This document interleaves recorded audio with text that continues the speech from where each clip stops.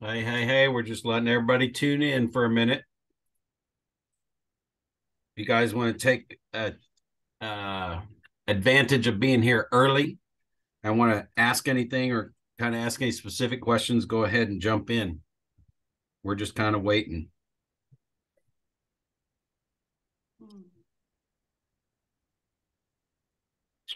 Hi, Coach Corn.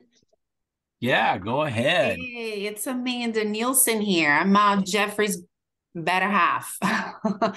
We work together. And he's actually out with a realtor right now, but I was told that I need to make sure that we get the plans rolling. So I'll be here. That is so awesome that you came in. I know you've been in the background on some of our coaching calls and you're like, hey. He's like, well, I have this meeting today and I was this call today. I said, no worries, I'm on it. You go Yeah, meet your realtor. yeah. So yes. It is being recorded, so he can even play it back, or you can grab something off if you want to cover something. Yeah. Okay, great. Thank you so much. Yeah, and today really guys, we're going to kick off this conversation. The way I love these is to really keep them more like a mastermind, even though there may be a topic or a subject we're kind of talking on. The What I have found that works in coaching is everybody's all over the place, yet we're all still doing the same business. So it almost in a mastermind, I have been in masterminds where they break out these top tier people all hang together, these tier hang people, these hang together. I don't know that that always works well because they're always putting you with the people that are already in the group that you're in with. So you're going to find out a few things you might do here and there. Mhm. You've got other groups that are in the middle of the road where their business is booming right now, and they're doing something that, as a top real estate agent, when I'm in these masterminds, I'm like, well, I want to be in that group. I mean, these guys are going crazy. They're like taking the big growths, whereas you get too big, you're doing smaller growths, and everybody's on different topics. So the thing to keep in mind about this mastermind and group mastermind is I'm just taking 18 years of coaching and doing what has worked best for the most people to get the most out of you taking time to be here and on our coaching calls, right? So what's not going to happen and where these masterminds go bad is when a facilitator will let somebody talk about something like, so where do you find your first list of 100 people to start your business? Okay, we're not going to talk about that in a mastermind group. I mean, that can be talked about at a one-on-one call. The other thing that's a benefit is that what shows up in the coaching calls during the month are kind of what shows up here. And it's really wild because it's like over half the calls will have some common theme that you guys are dealing with that's showing up in everybody's business on all different levels. Mhm. And so when that stuff shows up, that's like, oh, we want to have a group call on that and talk about that further. So what comes out of these two in the past, and they're all recorded. Mhm. So if there's ever that time that you have, oh, I have 10 hours to waste, I could watch 10 hours of our mastermind videos, and God bless you. I mean, listening to myself for 10 hours is a big enough challenge in itself. And believe me, I realize that too. If you're a coaching client with me, it's like, I just can't even imagine what it is listening to Brad for an hour, and I mean, it's all good stuff, but it's just, if my wife would say, no, you can't pay me enough, I'll go do something else. I'm just kind of joking here and having fun a little bit, but you know what I mean? Like, if you got a big team and you're carrying on a team meeting, they're just like, here we go again. Jeff's got his message he wants to get across, right? Yeah. So the masterminds are really this hour is for you guys.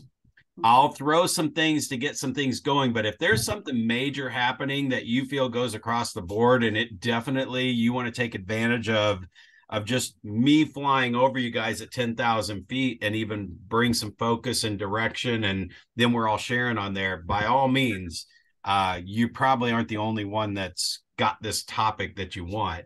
So I'm going to ask that question in a second. Today's topic, what I really want to kind of go around, which really leaves it open to other things that are going on, and you guys can discuss what your biggest things are, is I mean, here's the deal. There's still the coach in me. We got the business plan.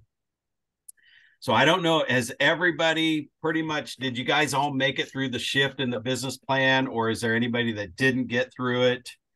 If you didn't get through it, text me, call me, brad.corn@movement.com, email me and let me know you weren't able to make it in. And I think there's a recorded one somewhere that you can watch it. This business plan, and I know this is a big thing. Here's the other fun thing I'll tell you about this coaching stuff is I know coaching at a super, super high level. I've been certified nationally twice through programs where, honestly, even though I have a real estate business, I'm running a real estate business. When I first got asked to coach in the mortgage industry, probably 18, 19 years ago, I think it was around 2003, 2005. I got to figure that out. I'm the type of guy that if I'm going to do something and if I'm going to coach and people were paying for coaching, right? And even at Keller Williams, I had clients, agents that were paying $1,000 a month to coach with me, that I got to bring a coaching value. Like, it's not just Brad Korn, come and talk and do that. I mean, who's going to pay $1,000 a month for that, right? Even though you'd probably make your money back. But just telling somebody something, I had to know how to coach. I had to know how to ask questions. I had to know how to listen. And so I went through 2 certifications to make sure I could be the best coach I'm going to be when I'm a coach. And just like I'm the best realtor I can be when I'm a realtor, because I've taken what all the best realtors do in the country and created systems around it. That experience actually amplifies and enhances what I can bring to you guys on the coaching side, because I know what's really going on in the agent side. And believe me, I know they drive you crazy because they drive me crazy, and I'm a real estate agent. So that experience and all that stuff helps me be the best coach I can be for you so that you are actually growing your business. So again, just kind of recap. Our 30-minute one-on-one calls are really important about what's going on right now. And what I want to start this out with is my coaching style can be a lot of different ways. And I don't ask this question enough, but if you're somebody that needs coaching more than once a month, just let me know. I know that in the past we had set schedules, same day, same time, every month or every week or every 2 weeks or whatever. And I will tell you, most people with the lives we live and the tornadoes we live in are very unpredictable. Would you agree? Mm-hmm. So even though you can say you want to set schedule, the first time you have to reschedule one, it's total freaking chaos, like getting it back on the calendar because it was just a set day and it was always that day. What has worked pretty good so far is just scheduling our next call at the end of the next call. Like, we don't leave our call without scheduling the next call. It is typically the second week and the third week of the month, so that you have the first week for the group call. Now, this is a different month because we had business plan, and because you guys are coming off a holiday, we were all coming off holiday.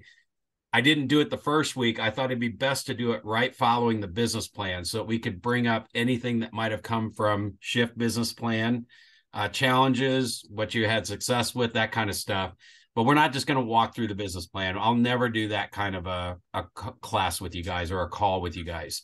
So I pushed it back to this week, but like next month, it'll be the first week of February, because I figure if you had any spillover, your schedule, your month's kind of getting started again. So that's a good time to get on an hour call. Or at least if you can't be on the call, then you got probably the best week to be able to listen to it for an hour. Then you got your second and third week where we do those one-on-one calls. And I've just packed my week with those. And then the last week, really, I mean, I'm available for you guys more than one call a month. And so I'm taking calls all the time, and I'm calling people that are missing calls. I'm doing makeup calls. I'm doing all kinds of stuff in the last week. But it is kind of knowing that that's the end of the month. Most of the time, that's going to be crunch time if you're busy. So I try not to plan something you have to put on your calendar and be there for, because I just know those are when the tornadoes are crazy. So that's kind of how I've structured the coaching. But just know, I mean, if you need a call once a week and it is a set schedule, we can arrange that. If you need something more than once a month, just pick up the phone and call me. I'm going to answer your call just like I would anybody else that would call me. And believe it or not, the schedule, even though I sound like I'm a busy agent and then I'm coaching all of you, it's a pretty organized schedule. And I really have a lot of life in there because I've systematized and automated a lot, which helps me bring that to you guys in your business so that you can get to that too. And it took time. That's another thing I was reflecting on this year and what kind of came up in some of those videos I sent. If you watched any of those little short clips, it was that a lot of what I talk about sounds like, the ultimate world. It's like having your time and being able to give your time away for free and do all that stuff. It took 20 years to get to a point where the systems were in place that generated the business that was predictable, that I could do that, or that I could live at the lake and not work weekends and nights. And so the other thing to keep in mind is coaching is a journey. And wherever you are in that journey, if you're not just totally kicking back and sitting in a hammock as often as you want and making as much money and all your bills are getting paid and you're living the life you want, you can get there, and you can even do as much business as you can imagine and be there. So it's like selling 100 homes a year as an individual agent. If I talk to most agents that are doing 50 or 60 deals as an individual agent, they're literally working 12 hours a day, 7 days a week, driving themselves crazy, pulling their hair out, not seeing their family. And it doesn't need to be like that. I sold 70 homes and we went to the World Series. I go to football games. I'm on the lake on the weekend, and it's not bragging. It's saying that it takes a little time as you get these things in place. And every call we have, when you implement, you're getting closer and closer to one day you'll be there, and it's cushion. Then, so you get to create whatever life you want. All right. So enough for that. I just kind of wanted to give you that intro again, as we're into a new year of coaching, that I can bring you whatever coaching is going to benefit you most. If you need the whiplash accountability, here's your 6 things I want them done by next week, or you're going to pay, I can do that coaching too. I really coach to each one of your styles and what you're getting the most out of coaching. So if you're not getting something, all you have to do is let me know. I can coach to any style. Some of the top LOs in the company that I coach, I mean, they literally have said, our coaching calls are so awesome because I come in and I can kind of throw stuff in and just hear kind of you comment on some things, make some suggestions, and it just gives me a clearer picture. It's like a sounding board for some. Some people were like at hardcore. It's like, listen, you got to get this in place or you're going to be out of business, or they're going to come knocking on your door pretty soon going, hey, this ain't working out. And I'm seeing people leave all the time, and they just got to implement little steps and they can get there. So now we're done with that, knowing whatever coaching you have and that this is a mastermind call and a group call. One of the things I wanted to talk about is 2023 in this year. Actually, let me just see a show of hands. First of all, how many of you, like, the year seems to be starting out pretty good and stronger than you thought it would be? I agree. Yeah. I mean, there were a lot of people. Yeah. Not all of our cameras are on. So, okay, you don't have to raise your hand here, but if you are sitting there and you're like, oh my God, this 2023 is the doom and gloom that everybody warned me it was, you need to text me individually. All right. Just email me, text me. You all have my cell phone number. Let me know that that's where you are. I'm not going to make you raise your hand here. However, it's still open forum to ask for what you want the biggest things to get through. And if we have to schedule an extra call, I will do that all day long. I'll get you the schedule and we'll talk, because there are what I call CPR plans. And I've had a couple of CPR calls where you're giving CPR to your business because you've been pulling through and you're not pulling out of it. So I do have those CPR calls, and we can make that happen if you're that person. Now, if you're somewhere in the middle, then that's great too, because I'm hearing that it's not the doom and gloom. Of course, it's only second week of January, right? So it's not the doom and gloom that everybody made it sound like. In fact, more people are telling me I've been pretty kind of busy this last couple of weeks. And I'm experiencing the same thing. 4 contracts the first week of January that were 3 dog listings on the market, and they all got offers. And then we got a buyer into a house. So it is starting out really good, I think. But what we're going to do is get to 2023, because the market is shifted, and there is a reality that it is a little bit of what they said, just not as bad as the media makes it sound, that it is slower. Actually, I don't even want to say slower. It's something weird that I cannot pinpoint what I actually would call it. And this would be a point if you want to chime in. If you figured out a cool name to call what this slowness is, but it's not really slow, but it's not busy, it's just on guard. If you got a cool name for it, I want to hear it. Just shout it out. But it's not dead, it's not slow, but it's not busy, and it's not great either, and it's not flowing. So it's somewhere in there. That this is the year that we need to just like actually be on purpose to grab a hold of the horns and just kind of give them a shake.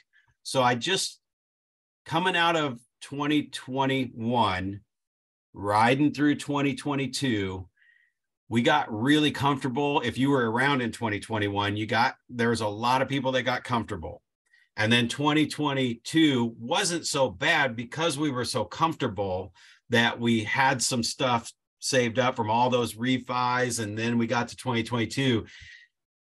The only people that aren't here are the ones that got asked to leave because they didn't take any action. But the point I'm making is it is time to kind of grab the horns and not just ride through. A lot of people rode through 2022 because 2021 was so good. Would you guys agree? Am I guessing this right? So one thing that I kind of dig out of some conversations, and depending on how much you rode through 2022, a lot of people may have stockpiled some savings, paid off some stuff. If 2022 was a year where you had to tap into an account that was not your operating business account, that was like money you put aside, or maybe that was retirement or savings, or if you had an inheritance. I mean, there are a lot of people that inherit some money or come into some money, and then that's when they get into stuff. If you're tapping into money from somewhere else that isn't coming in every single month, and you don't have your nut covered or your extra stuff covered, and you're tapping into something else, this is the year I want you to, I would challenge you to replace what you took out.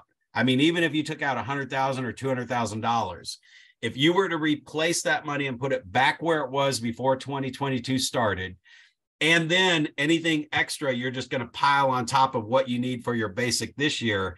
That's what 2023 is. It's the year to pay back and get a little extra so we can cover our expenses and have a little extra without tapping into that. In fact, we're going to keep continuing to that, add to that at the pace you were in 2021. Does that make sense? Is this talking to some of you? And it's just about being on purpose about it, okay? Because, and I only say this because in all the years of coaching, I've watched that account kind of dwindle down, and it doesn't show up as a problem until you're getting towards the end of it. And usually by the time somebody says, I've been tapping into this too much, I really need to get things going, that should have been the conversation about 6 months prior, so that you wouldn't have to push it all the way to the end and maybe be in trouble or maybe not be in trouble. I've had literally coaching clients call me and go, Brad, I've got half a month's money in the bank. I can cover my bills for half of my bills this month, and there is nothing else. I have nothing, like zip, not even a warm anything. And that's where we just go all hands on deck. And that's what that 30-minute call is. So today's call is a group call. I want to get you in the all hands on deck mode for January of 2023 and stay there until first quarter's over. And then let's reevaluate. So it is kind of putting the gas on. One other way I'll explain it, and then I'll kind of shut up and see if there's anything else you guys want to make sure we cover. But when the market shifted in my real estate business, so I used to carry around 40 active listings at any given time. That was just a norm. I mean, I would sell 10 houses a month, list 10, sell 10, list 10, sell 10. It's a machine for years. And we just had the system rolling. So we carried around 40 listings, and we were always pumping through 10 each month and bringing the next 10 in. They would sit on the market for 60 to 90 days. And it was just a machine. When the market shifted and we dropped down to 10 listings, so I turned my business over, put another guy in place. He did good, but the market was shifting on top of him not starting to do discounted commissions. And I think I can tell you guys this, but I'm a 7% agent. I've been a 7% agent for 30 years.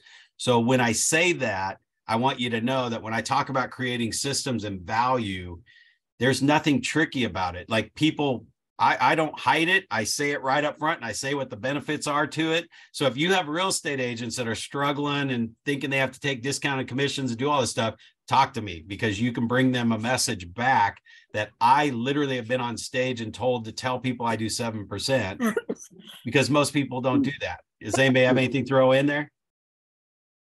Okay. So at that, when we got down to 10 and I was normally carrying 40, and it looked like I was just going to be out of business in like a month and a half, I had to put the pedal to the metal. And it actually took 6 months, because I would like put the pedal to the metal. So next week I got 2 extra listings, but one of them would sell. And the next week, pedal to the metal, man, I got 3 listings, but 4 would sell. And I'm freaking still back at 10, you know. And next week I put the pedal to the metal and I got 4 listings and 3 would sell. And it took 6 months to build that inventory from 10 back up. And we went on past 40 and got to 60. And I'm telling you this story for a reason, because when I got that 60, when you hear someone in the real estate industry say, listings are the name of the game, listings control the market.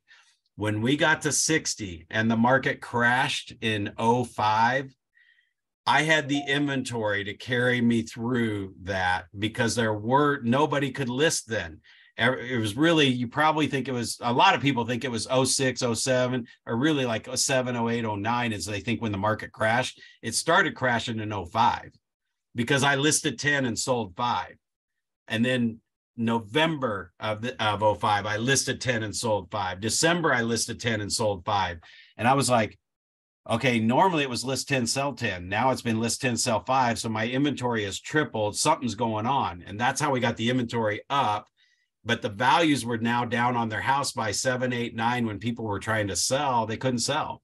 So it took a little while to get that inventory all the way back down. And now the shortage of inventory, I mean, you can keep the pedal to the metal. I've had the pedal to the metal all year, and we're still around 4 to 5 listings. Can't even get to 10. And that's putting the pedal hard. It doesn't go any further. Well, it could go further. Maybe you guys need to coach me. I don't know. No, I'm just kidding. So anyway, the point of telling you that story is that getting the most relationships, and you get the realtors in your database and the relationships with those people. And don't forget everybody else, like financial planners, CPAs. The more relationships you have right now are going to carry you through this slower time, right? So we can't do the relationships the way you did them last year, because last year got you last year's numbers. Last year is not going to get you this year's numbers. So we got to grab the bull by the horns and double or triple what we did last year in relationships to keep our numbers where they need to be. Does that make sense? So that's where this is pretty important. I mean, this is really, really important. And what I was going to say earlier, as your coach, being a real estate agent that's successful too, and coaching people, there's coaches that can crack the whip and do this and do that. But I live in your world, and I know what tornadoes we deal with every day, and I know how real world reacts with us. So sometimes when a coach can say, you need to take a day off, you need to go away, hide in the woods for 2 or 3 days, and you need to do this. I get it. And that is really what you need to do. And you guys need to figure out if and how you can do that. But if life isn't going to do that, then what we really need to do is grab the most important page to you and just do the page, right? I mean, that could be your numbers or what worked or what didn't work, or if you want to evaluate your relationships. So if you can get that time away, I'm going to stress the power of that, because the best business plan I ever did in my career, I was at a Ritz-Carlton in Colorado. So if you don't know, I live in Kansas City. I was at Ritz-Carlton in Colorado for a conference. They gave us the business plan. It was around this time of year. And I just stayed for an extra 3 days. And that was like looking at the mountains. I sat in the lobby every single day with my headphones on. And I just went through this in detail. That's when I got the big, clear picture of the big business. And that one business plan was probably a pivotal point for me to really start making big changes. Now, they didn't all happen at once. Most business plans I did, I would fill them out as quick as I could in between stuff, and they would end up on my desk. And by first quarter, second quarter, it's like, I don't know if I'm going to hit my goals. I'll readjust them, and it was important to have it all written down. So there is importance behind taking those days off. If you can't do that, grab the page that's most important and get that done. I'm going to ask as your coach to just give me an idea of the numbers, because here's the other thing. I know not all of us on this call are really hardcore business plan people. You're not going to open this up and look at it every single day. You're not going to plan your day around it. That's not going to happen for 99% of us on this call. But it's good to have it up front while you're thinking new year, so that when we get to first quarter, when we get to second quarter, when we get to third quarter, if any of you were coaching with me last year in third quarter, when it wasn't on track for our goals, I just asked a question. Well, what's the real gap? Like if you would hit your January goal, rather than adjust the goal, let's just figure out what the gap is if you did hit your goal between now and then. So of course it was twice as much business, but most of the time it just meant one extra deal for the next 3 months and you'd be at your goal, or maybe 2 extra closings and you would have hit your original January goal. So that's kind of the things that I get to manage as a coach. So it helps me to know what numbers you would like to do and why you would like to do them, and what you want to accomplish, so we can help you. Oh, got a hot mic over here. I'm gonna mute you out, but you can unmute just by raising your hand or let me know if you want back in.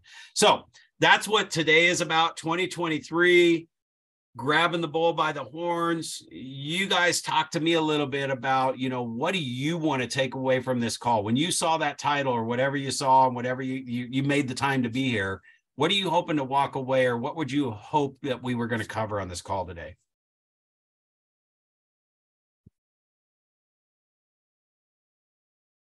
And you can just jump in anytime, or you can put it in the chat. You're not. I got to get my chat open, actually. I was hoping just to be a fly on the wall and pick up some good ideas from the group. All right. I appreciate that, Nate. Yep. Let me ask you this. What, if you have done any of your business planning? Okay, I got my notes up here. That way okay, wait, we got one question from Karen real quick. She has a question about the mechanics of Facebook, Instagram, and what's the TT? For TikTok. maximizing, what's TikTok.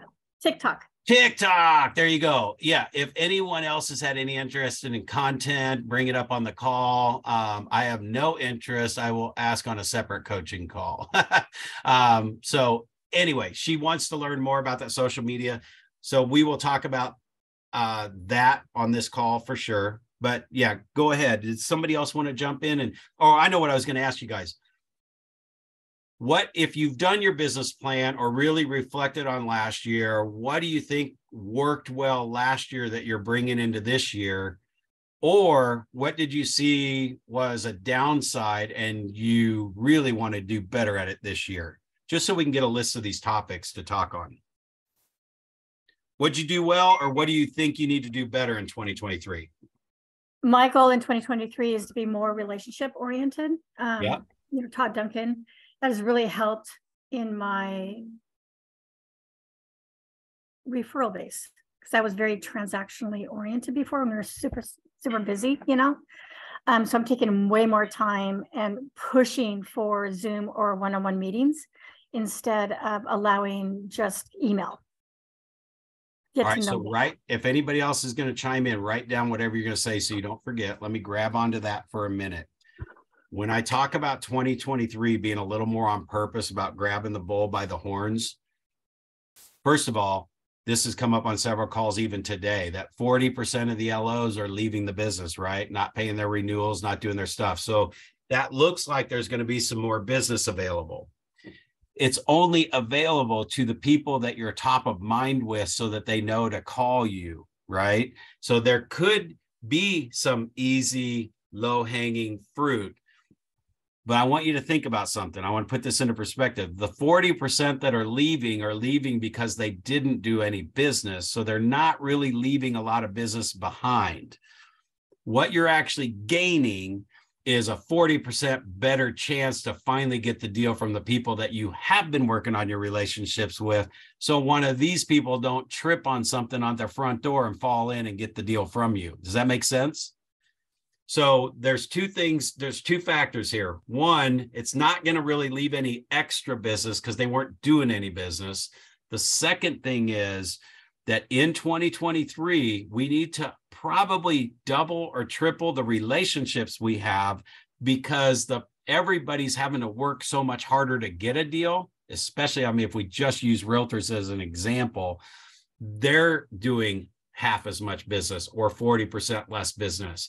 So you actually need 40% more people on your list that send you business, which means you probably need about 80 or 90 or 150% more people on your list. Does that make sense? So when I talk about putting the pedal to the metal, it's just what Karen said about really focusing on relationships. So I can't wait to address the social media one and hear what you guys have to say about that. Anybody else? What's worked last year, or what you are really feeling you've realized you need to work on better this year? Making calls. We realized, let's say around November or so, we started making calls to our realtors, which we had not reached out for a while. And we started seeing the response from that, even though they were, I'm sure, being bombarded with other calls from other lenders, we would like to think. But we saw a response to that. So we want to, this year, we have in mind to go after our past clients. And that's the goal, to actually love on them, call them, be top of mind with them, so that we can get them on their second home and buying up.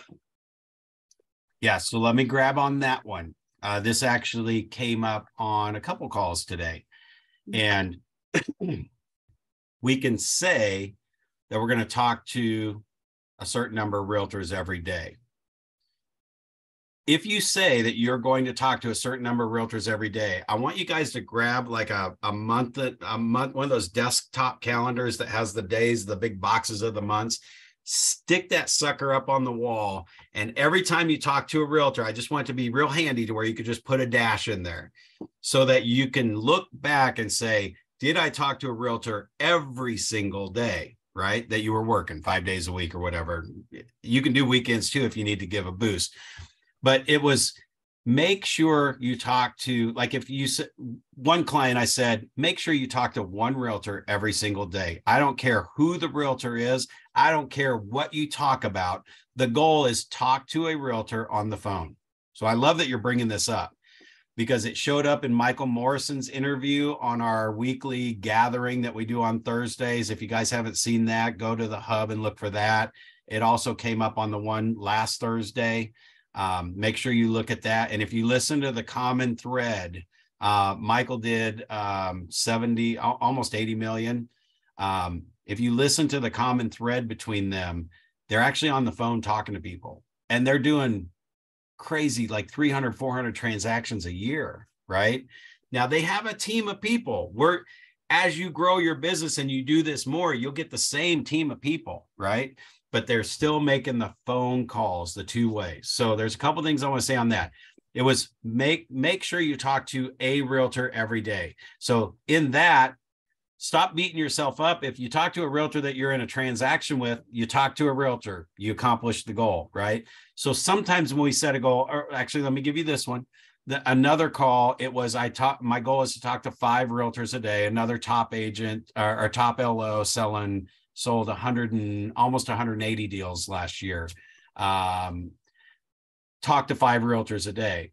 So a lot of times when we set that goal, we want to talk to 5 realtors that we could possibly get a deal from today, right? No, we're not even calling every single day regularly. If you're not, don't worry about making a call to 5 realtors who can give me business. just make a call to 5 realtors. And when you make a call to 5 realtors a day, not expecting anything, just plan on not getting any business. Because how many of you are getting business from all your realtor calls anyway, every time you pick up the phone and call them, right? If the goal is just to talk to 5 realtors and you do that every day, 5 days a week for the next 6 months, you will have more business than you ever had before. If we make 5 calls a day looking for business and don't get any, we get burned out. And then we're thinking, well, shoot, I made calls, I didn't get any, so I'm going to try, and this is not knocking your question, Karen, so don't even hear this at all, but I'm going to do this TikTok thing, man. That got the realtors calling this other guy. And, sometimes we just keep grabbing at straws and we haven't done anything long enough. So the connections and the relationships will lead to the deals. And here's the sad thing. You probably have to make 5, 6, 7 personal two-way conversations before you'll be even remotely top of mind with that person to get the next deal. So the call I had with Michael Morrison today, it was like, man, or I don't know, maybe it wasn't Michael. I can't say that. It was a call today and we were talking about, yeah, I'm doing it, but it's a long haul, man. It's just, I do it every single day and I know it's working and I see the results, but nothing big's happening yet. And it's like, yeah, it's called the slow boat to China is what I call it. And as long as you can stay on your slow boat to China, everybody else may be passing you by on a speedboat. Check out my Facebook post. Woo-hoo! But then they run out of gas as you come trucking by them. It's the old tortoise and the hare race, right? So stick to the tortoise race. You can still play the hare race along the way. You just don't want that to be your main driving force. You want to make sure that turtle race is always at the core of your day and the beginning of your day. Just make 5 realtor connections. And if all 5 of them called you because you're in the middle of transactions, how many realtors did I talk to today? 5, right? Didn't say I have to call 5 realtors. If you talk to 5 realtors, you just did what you were supposed to do. You talked to 5. And I'm saying if you do that every single day, if it's 1 realtor a day and you do that every single day, by middle of the year, you're going to have talked to 120 realtors, right? Or realtors 120 times. That's going to lead to business. So I do appreciate that comment on that. And we'll talk some more about that as well. Anybody else? What question do you want to ask that would just freaking blow this call out of the water?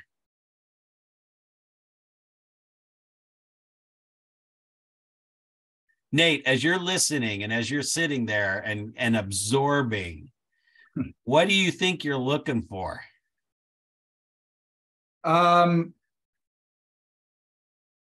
Well, my biggest thing I need to improve in 2023 is schedule/consistency, and trying to plug in little details like on an everyday basis. That's been going pretty well with phone calls to prospects, but my ad is what you just said, is the 1 agent interaction every day.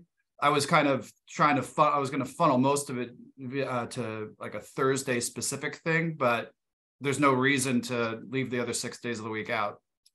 Yeah. Well, and here's what I love about that. So if you do the 1 every day, and that gets that's the axe chopping at the tree every day, and eventually that tree's got to fall. You can still do your Thursday thing, but I want to share with you guys something on that. So I'm going to do all my calls on Thursday, and this came up on a call earlier today too. It's like this year I'm going to schedule better, and I'm going to make Friday that day that I call all the agents to update them on your file. How many of you had this on your to-do list or your want list, or you would like to say you could do that, right? On 1 day a week, you're going to call all the realtors and update them on their files. Here's what I found, because this happened in the real estate industry. We call all of our clients and update them on what's going on. And I got to be honest. I mean, as a coach, I get to hear the same questions that the coaches would ask, and we're going to do this. We're going to make Friday the day. But then as a realtor, I'm doing that because I am a coach. And here's the reality. How many Fridays show up where there's something going on or a file's falling apart? And I know there's not a realtor on the planet or a loan officer on the planet that they're like, We don't leave here until we talk to every single person in file. Friday's file update day. And if it takes till 12 o'clock at midnight because other distractions came in, we're sitting in this office till 12. No. What they did is they called the most important ones. They took care of their fires. The day was over. They didn't get it done.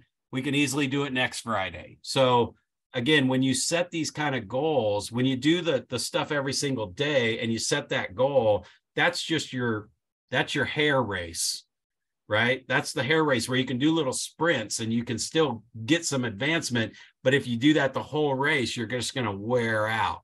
And if eventually what happens, and this is the coach part I want to bring to you, that what happens is the first time that doesn't happen, as much as you want it to happen the next week, it might, and the next week it might, but the next distraction that comes up, it's happened before, we'll catch it up. And then pretty soon you just start going the other direction. And it's because you told your brain that you were not going to go home until you made the calls. But after you've gone home before all the calls were made, then it's not critical anymore. And I watch those things show up and they're great until they waffle from it. And then they just kind of, well, we're not really doing it anyway. So, and then all of a sudden it's gone. And then how many of you just think about it? Like maybe you had in the past in your career, you had this one day where you updated and it was awesome when you did it. Actually, let me even leave it this way. Have you all ever done anything that worked really, really well and got great results that you're not doing today that you've remembered sometime in your career and said, why the heck don't I do that anymore? Right? So we've all done things and we kind of trade things for other things, and you do grow out of things too. So, yeah, what else? I thought that was a great question. So I think it's great that you caught that. Every single day is the consistency, persistency, and that will make you more consistent and persistent on it. So I love that you picked that up, Nate. I was going to say, on our last call, one-on-one, but for the group discussion I'm looking to actually try and get into some lead gen this year.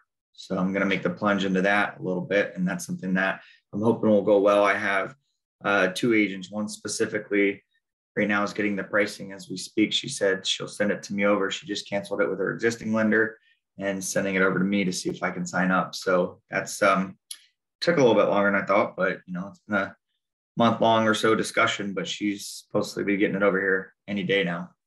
She's actually waiting on, I think it's Zillow was one of them, and realtor.com. So this is beautiful, guys. Okay, so now we're going to roll back through all these. I've got 4 here. I've got relationships, I've got making calls, I've got the schedule and consistency, and I've got lead gen. These are 4 major things that we do talk and coach on the individual calls. And I want everybody to hear this in the group call so that you can get a different perspective on each of these things. So first of all, on Karen, the relationships, especially when it comes to social media. And this is actually going to tie into the schedule a little bit too, the schedule conversation. So when it comes to social media and when it comes to relationships, I want you guys to always be really honest with yourself about the relationship, and the conversation needs to be a 2-way conversation, like a 2 people interacting beyond just here's a statement and I responded to it. So how much is that house? 200,000. Is that in your price range? Is that what you're looking for? Are you buying soon? Crickets. That's not a 2-way conversation, right? So when you think about conversations on social media, if you're doing anything that gets a like and a click and a this and a that, and you're adding followers, be excited, but don't get too excited. If you want to really look at clicks and followers and all this stuff that we've been talking about 5 years prior to today, and I saw this 5 years ago, I mean, I'm about the end result. Like my coach brain automatically goes to all of this that we're doing. How many closings did I get from it? Like, what was my commission dollar I made from it? Not because I'm not going to do all this stuff, but I always want to, if I'm doing anything at all, I want it to result in a closing, because that everything that we do that doesn't result in a closing is diminishing our dollar per hour work. And I say this all the time, like to agents when I'm helping them get to 100 sales a year. It's like you have to do things a certain way or you can't close 10 properties a year. The buyer's agent I just tried to put in place this last year, just giving you this perspective. I love giving you the realtor perspective because you guys, I hope you'll take these things back and talk to your realtors about them, or it'll show up somewhere. And he'll just like go show houses and show houses and show houses. It's like, dude, if they're not driving by the houses first, they'll eliminate 8 out of the 10 houses they're looking at by driving by them first. If you don't follow this system, there's no way you can sell 10 houses a month if you're driving everybody around without it driving you crazy. If you don't do this, you can't close 10 houses a month. You're spending way too much time on this one part of the process that I've streamlined down to this, that you can get done in 2 seconds. So I'm going to skip over to the schedule for a minute because it is part of the follow-up and the relationship. Call today. We were talking about Mike's doing a lot of calls, right? He's doing a lot of touches. He touches every realtor about every 15 days. So if you want to look at how do I sell more, or how do I get a little closer to, 300 transactions a year, every single realtor has a relationship here gets a touch from him every 15 days. Now, imagine what his life looks like. It is a little busy. It is come into the office in the morning and work. And if you heard his interview, you can hear he's pretty regimented. He's not like hanging out on a hammock. He's working hard. But where he is right now is those touches are all coming up as him seeing them and doing something, whether it's sending an email, sending this, sending that, making this call, doing whatever. You can automate half of that stuff, if not more, to where it's an automated email that goes out or an automated text message that goes out. A lot of you are using Reach, which does automated text messages. If he takes his day right now at 300 transactions and what he's doing, and we automate, like if we just make his phone call be 4 times a year, once a quarter, and we do a social media touch, which is going to bring me back to this, Karen, but a two-way conversation through Messenger, like what's going on, ask them something, or, just something you saw, ask a question, get into a two-way conversation in between those phone calls. Then he's only touching every realtor, his physical self 8 times a year.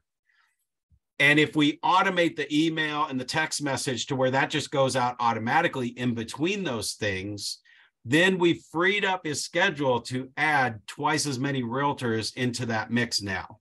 So that's how you go from 300 to 600 to 900 transactions, is he's going to now automate some of the stuff that can be automated. So on the schedule piece, what I'd say is when your day gets busy, and this was the other part of it, when his day gets busy to where he has more realtor calls to make than there is hours in the day because he's got to take care of stuff, and this was a real conversation, right? Then you got to look at that stuff, and is there anything in there that can be automated? Is there anything in there that could be leveraged out to another person? So that if you could just take a few more things off your plate, you can squeeze in a couple more phone calls, because ultimately what you absolutely want to end up at is that you are on the phone for 6 to 8 hours a day, really 6 hours a day in front of people who bring deals in, and everything else is automated or transacted through people or whatever. You become the celebrity. Now, if you're not an outgoing person, if your personality type is more of a C or an S personality, you just need to find somebody that is your celebrity that's out there every single day. And then you can be back in the cave, doing your things that you like to do. You just got to have that person out there. But eventually you'll be at the point where what we talked about is coming back to relationships. If I've called every realtor I come in contact with from this day forward, every 3 months. Now, you guys all know about brand plan, where when you first meet somebody, we've got 8 touches in 8 weeks, and we're going to call them at week 4 and call them at week 8. We've talked about that one. If you don't know about that, let me know, and I'll send you the recording where we really talk about it in detail. Again, just shoot me an email, brad.corn@movement, and I'll send you that link so you can watch it.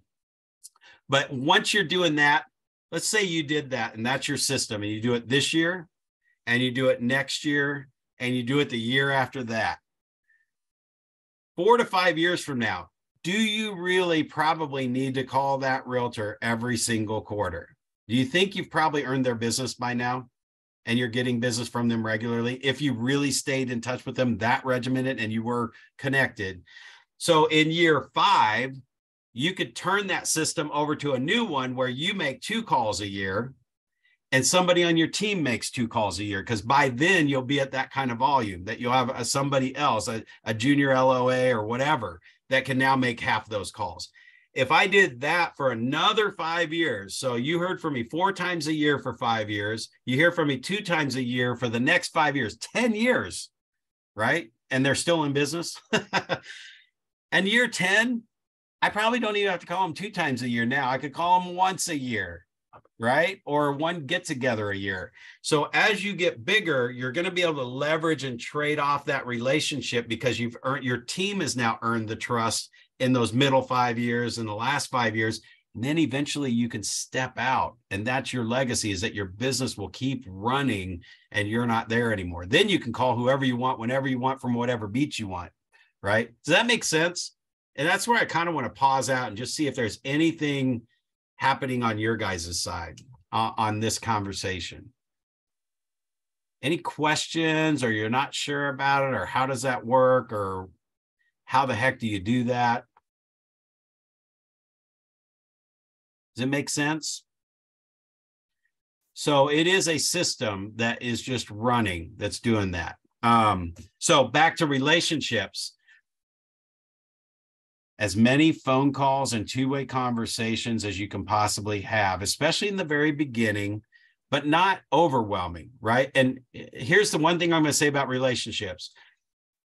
Assume that they don't have a deal for you when you're going to talk to them. And I'd be right about what percentage of the time from your current results. 100% of the time, right? They usually don't have a deal for you, maybe 99% of the time. So this is one thing I talk about on relationships and two-way conversations. A lot of times, well, in sales, we're taught, ask for the business. If they don't have the business, do they know somebody else that could use our services, right? And then we're supposed to strengthen our relationship, but instead what most people say is, well, if there's anybody you think of, let me know. And that's kind of the call. And when that call comes out of left field, I mean, they don't have people just sitting around on their desk. So it's mostly always no, 99% of the time. On the other hand, if you flip that around and you call to strengthen your relationship, now think about this for a minute. If I call to just talk, just chit chat, if they are needing my services, or if they even know somebody that needs my services, and we're chit chatting, don't you think that will be the first thing they're going to say? Hey, it's kind of weird you're calling me today. My brother just called me and said he was moving, and where does he need to get his loan through? So if I would have gotten a piece of business by starting, asking for the business, I'm going to get the same result if I start out, hey, what's up? How are you doing? And kind of a general opening statement is, hey, I was just thinking of you today. Want to check in, see how's business going? And if you can get into, and you've talked to them a couple times, I mean, just roll into. So what do you see as your biggest challenges right now? What are you dealing with, or what's working for you? What are you seeing out there in the marketplace? And the last thing is, if you confirm that by saying the reason, if you've got a kind of a shallow relationship, say, hey, I really like to understand your world. I mean, we're both in the same worlds, right? However, if I can know what's happening in your world, then that gives me the information I need to find the tools and help and everything to help you make that easier. And you say, that's what I do for all of my realtor partners, right? So now all of a sudden what happens on this call is they start talking about it, and you're like, oh, okay, yeah, great. Or they say something like, well, what do I need to be one of your realtor partners? That's what they're really subconsciously saying when you say that. And so it's like reprogramming. I forget who the heck I was talking to today that said, oh, it's kind of like reverse psychology. Yeah. When you want to tell them about the program that we have to offer, get them to ask you to tell you about the program that we offer before you just tell them about the program that we offer. Does that make sense?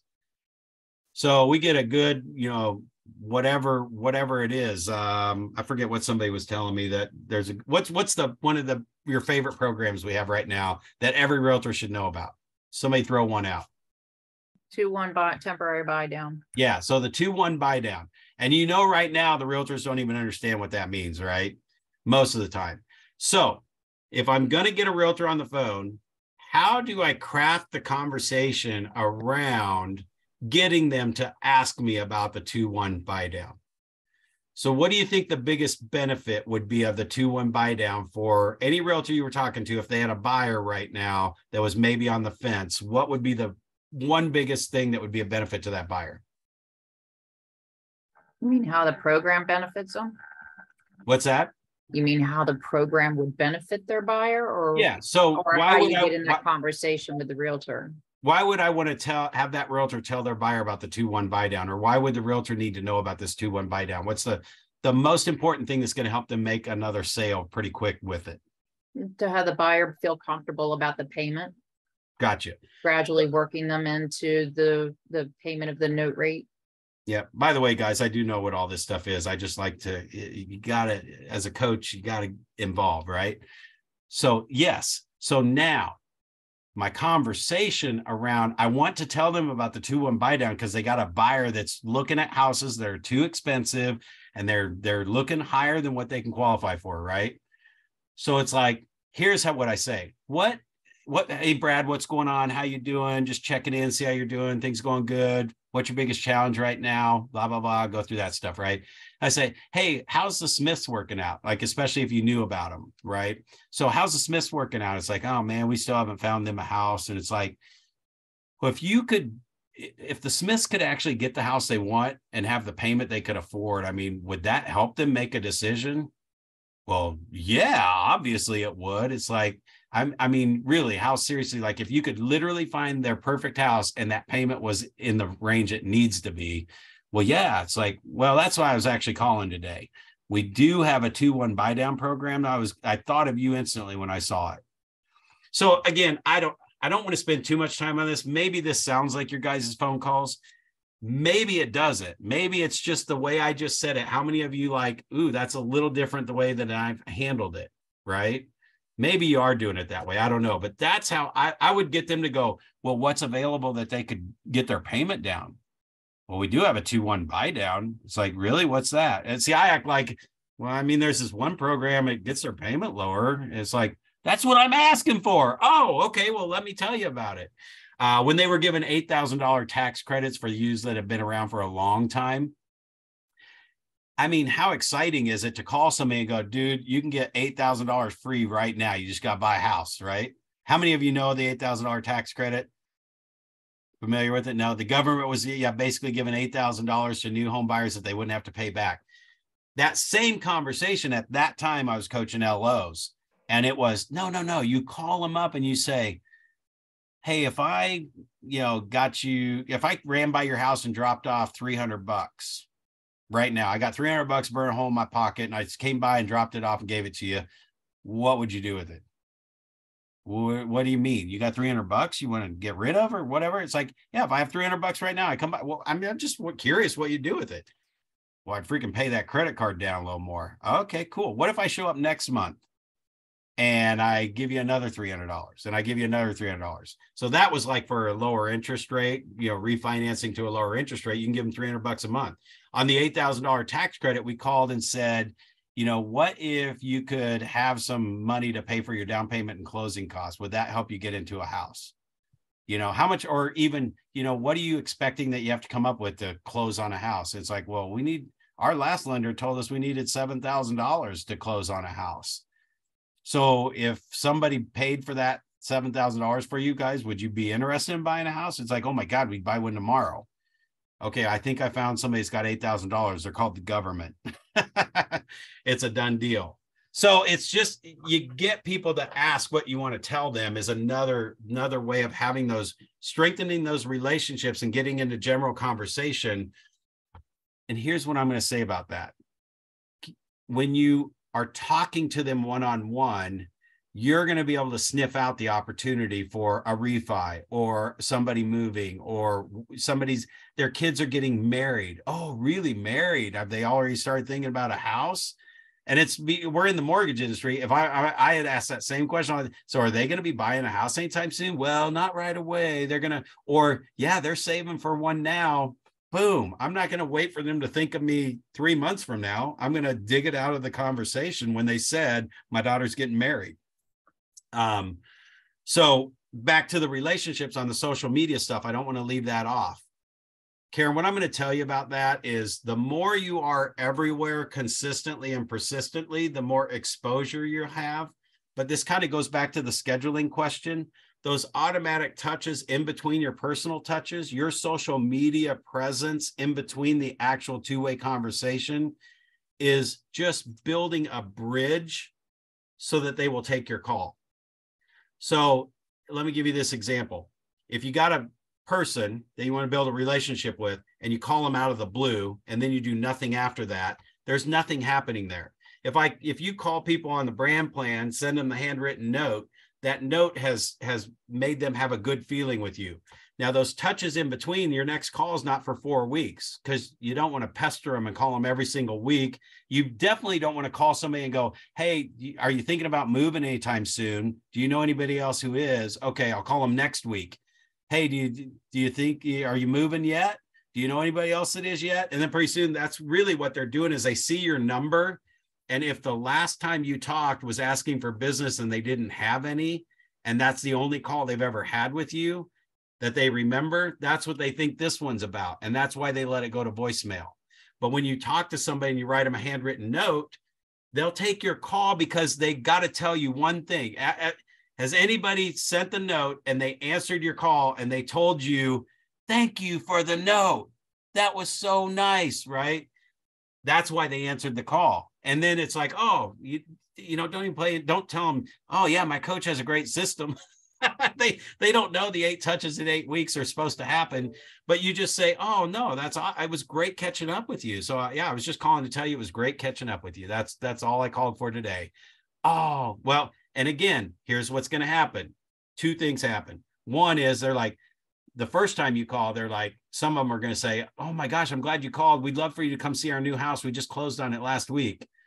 I should have done this last year, right? The other one is that they love the call. And when you call and your phone rings, they're like, first thing they'll do if they have a lead, oh my gosh, I'm so glad you're calling me. I forgot to call you. My sister told me last week that she's getting a job transfer from New York to California. And it's like, oh my gosh, in real estate, I could refer that, right? But that's where they're going to go, oh, my coworker said they were starting the process and they filled out some stuff online and they haven't heard from anybody yet. It's like, oh, we need to take care of that. So the business always shows up when you're calling to check in. But all those little drip pieces are the bridge to get them to take your call. So if you skip the social media and you don't have anything else running, they're going to see your number and think you're asking for mortgage business again. You think real estate agents do this? But if your last call with a real estate agent was something to help them with their business or help them, share something with them, how to convert a lead or to touch base with their database or any of that stuff, and they tried it, they're going to take your call from now on. So those drips and that social media are just so that they've seen you enough to know, oh yeah, that's Karen. Does that make sense? Do we have a raise? Are you raising your hand, Ed, or no? Okay. Does that make, I don't know if Karen's still here. Is that, nope, she did bail. But anyway, does that make sense to you guys? Does that help kind of put a different spin on it? Or am I just, I don't want to be wasting your guys' time. Is this good stuff? Is it something we just need to hear regularly? Okay, so what do we got left here? Oh, we're right at the end of the hour. So what I'm going to leave on relationships, no matter what you do, try to do less email and less text and do more two-way conversations.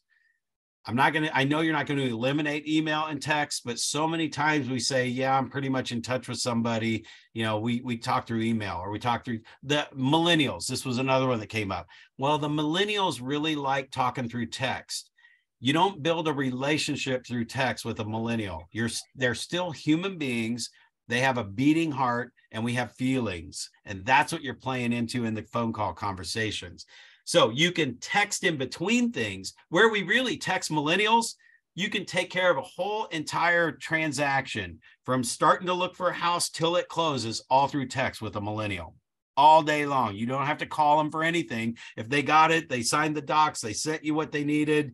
There's no reason for a phone call there. I'm talking about in the relationship building piece. And that's not, I don't care if you're a millennial, I can't really hear what's going on in your world. And I mean, they may not answer the phone as often, but that's where you'd like email them, go, hey, I'm calling you. Then you call them and then you text them and say, hey, I just called you. It's not real urgent, but call me back if you can. And they'll call you back and go, yeah, what you need. It's like, I was just checking in on you. Want to make sure you were live, make sure somebody can get your phone and was doing text messages for you. You know, if I needed to get the missing persons people out there. Again, that's what I would do. Okay, so last thing I wanted to hit on was the lead generation question. I think we've talked about everything else in here. The lead generation stuff. This was a big thing this last year in the coaching calls. And one simple tweak to every opportunity that comes your way for lead generation without ever having to say no. And you're only going to agree to do it if you can make money on the deal and be guaranteed money. So you're never going to have to tell somebody no. Every opportunity that comes your way, you want to have an ROI conversation with the realtor. So we just talked about a realtor's got an opportunity, the other lender's gone. Just think about that situation for a minute. So rather than just write the check and hope it works, which by the way, before you even go there, even if it's you and you can do it better, the first question I would ask, why did the other loan officer not continue? Right? And it might not be the loan officer's fault. It might be the lead generation system is crap. So first of all, I'm just saying before we, this is awesome. I love this opportunity. And man, when these make business sense and we're going to grow our businesses together through this, that's a great partnership. And those are kind of agreements I will be all a part of. So my bigger question though, before we start is what happened with the last one? Why did they not want to write the checks anymore? And they'll give you whatever it is, most of the time it'll always be their fault. They didn't follow up with people, stuff like that. But then you move into, so tell me about the cost of the program, how it works, where do the leads come in, and how do they funnel in, and how do we manage them? Because the only reason why I asked that question is for any smart business person, and I know you're smart too, but any smart business person, I'm sure they're looking for a return on investment, right? They're not just spending money to spend money. So I'll give you an example. If I'm going to spend $2,000 on something, I want to make sure I have a plan in place before I start it that I'm going to make 20 grand a month.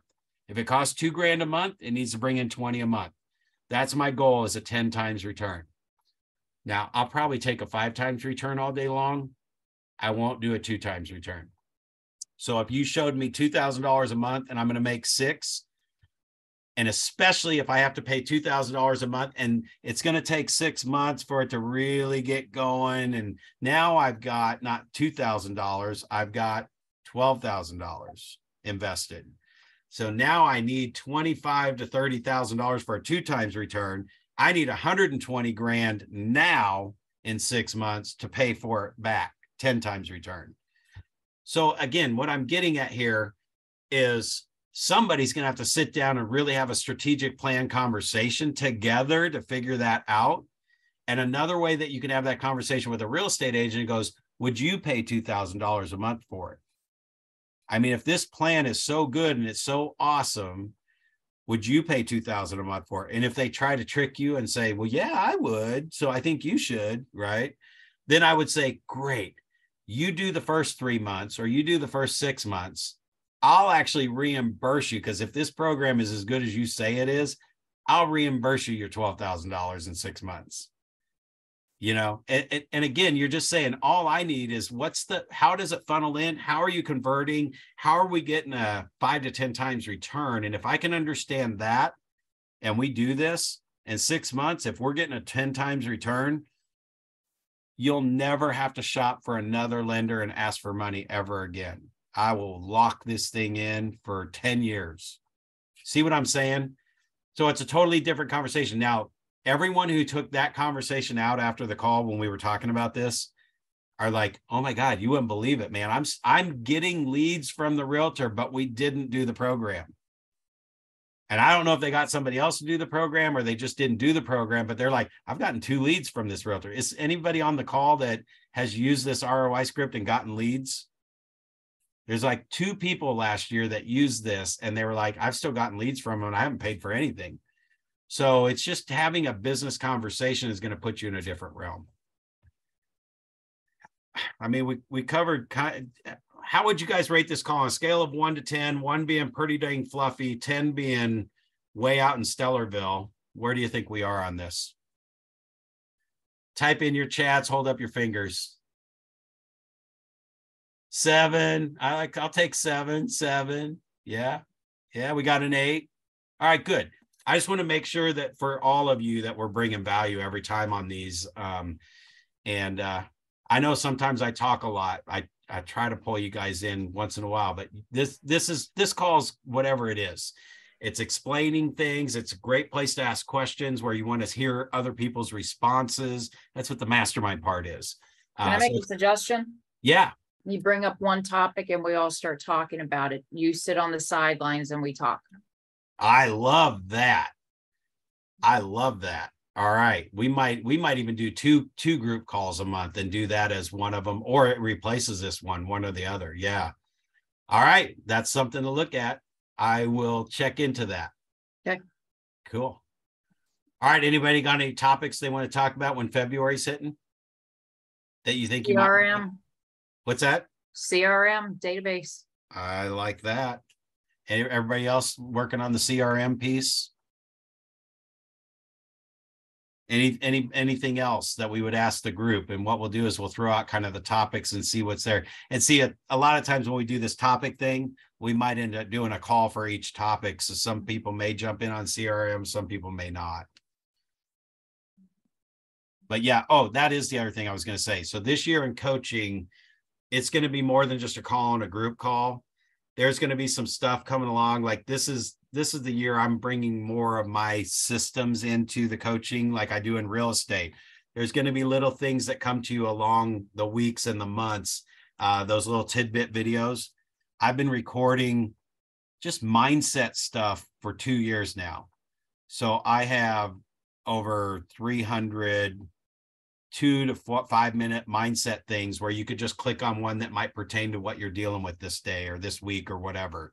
So there's that stuff. You're going to see some stuff show up in the mail. So I'm going to have to get everybody's addresses of where you go to. It might be a tracking form. I mean, I can send it all in PDF too, but I want you to use some of the things too. So you're going to experience some of these drip plans with the multiple mediums and different follow-up stuff happening throughout the year. Just helps us all get even more plugged into each other. Another suggestion would be a lot of times movement will have these calls on the high producers. I'll be honest with you, I don't get on those calls. Yeah. I'm here, they're here. Yeah. And I think a lot of times when we're here and we're trying to elevate our business, we need somebody who's been from where we're at to that next tier, not somebody who's 10 tiers up. Yeah. Because all I'm going to do, if I've got to sit on a call 10 tiers up, I'm going to shut you off. Yeah. Yeah. You're not giving me, I'm not getting what I need to get into that next step. Well, and that is one of the reasons why even in the coaching department, we started the weekly gatherings.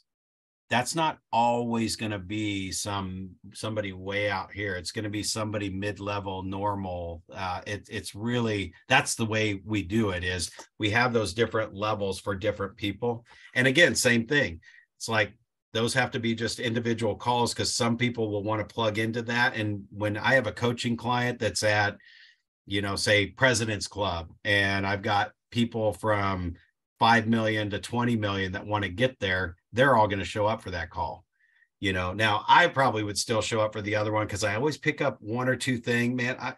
I've gone to so many classes where I should have been up there teaching and I still pick up one little thing. It's like, ooh, that just bought me some time, or that just did this. So I'm kind of an education sponge when it comes to that stuff. I am too, but I get more out of a class like this where there's a constant conversation as opposed to listening to somebody, because doing chats and trying to get your questions answered, they don't get answered. Yes. And then sometimes, I'll be honest with you, when I have reached out to that loan officer to ask my questions, because at the end of the call, it says, hey, call me if you have any questions. And you do, you're not getting the time of day from them. It's more obnoxious. Like, why are you calling me? Yeah. So I think just having the independent conversations like this is much nicer and more beneficial, I think. Yeah, well, at least for me. I don't know about everything was relayed to all of you at whatever level you're at today and what we talked about. So, anybody have anything else they want to cover before we end the call? All right, cool. Good stuff. All right, so remember, this group call is going to just be in a couple of weeks. You'll get the save the date here, and we'll keep things rolling. Love working with you guys. I'm excited to be in business with you guys every day. When I go into coach role, man, it is my favorite part of the day. It's more fun than doing real estate, honestly. So, I love working with y'all. All right, on to a great 2023. All right, have a great Thanks, week. Brad. Bye, guys.